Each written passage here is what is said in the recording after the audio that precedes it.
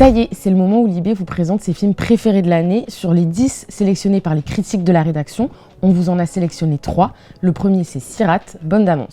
Es mi hija. Hace 5 meses que no sabemos nada de ella. Hay otra fiesta en el desierto. A lo mejor estará por ahí. ¿Vosotros vais a ir? Pour résumer l'histoire, c'est un père qui part à la recherche de sa fille, disparue dans une rave, et donc il se retrouve dans le désert marocain à une énorme teuf.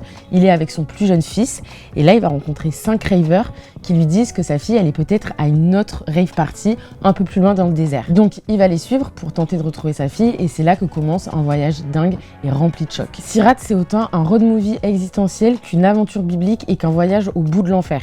C'est ce film qui en évoque 30 autres, mais sans jamais ressembler à aucun. En plus, il s'accompagne d'une bande-son bien identifiée.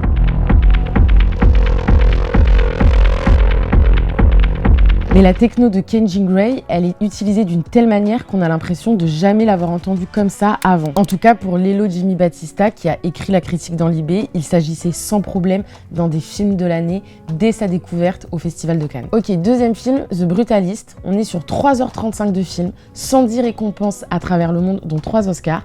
Bande d'annonce. Tell me, why is an accomplished foreign architect shoveling coal here in Philadelphia? Alors c'est l'histoire fictive d'un architecte hongrois qui a survécu à la Shoah. Il est interprété par Adrian Brody.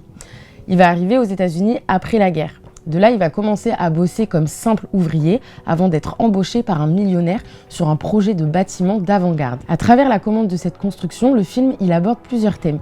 L'antisémitisme d'après-guerre, mais aussi la désillusion du rêve américain et la lutte entre l'esprit d'entreprise et la vision de l'artiste. Notre journaliste Elisabeth Frank Dumas a trouvé qu'il était d'une complexité devenue rare dans le cinéma américain, d'autant plus qu'à la réalisation, on retrouve Brady Corbett qui a d'abord eu une carrière d'acteur. Dernier film, La Petite Dernière. C'est une adaptation du livre de Fatima Das. À l'écran, elle est incarnée par Nadia Meleti, qui a d'ailleurs remporté le prix d'interprétation à Cannes cette année pour ce film. Bande d'annonce. Tima, t'as les mains dégueulasses. On travaille depuis tout à l'heure, tu sers à rien. Tu vas faire comment putain avec ton mari? Tu ne seras pas là. Quel mari qui va vouloir l'épouser? Elle a zéro féminité, regarde. Fatima, c'est une adolescente musulmane et lesbienne. C'est une jeune femme qui prie tous les jours et qui découvre au fil du film son désir pour les femmes. La force du film, c'est de ne pas opposer la prière et le désir. Ils ne sont pas représentés comme incompatibles. Même si l'héroïne souffre de cette tension, le film la laisse faire son chemin et son apprentissage de la vie. La Petite Dernière, c'est aussi un film des premières fois. Premier amour, première expérience, première rupture.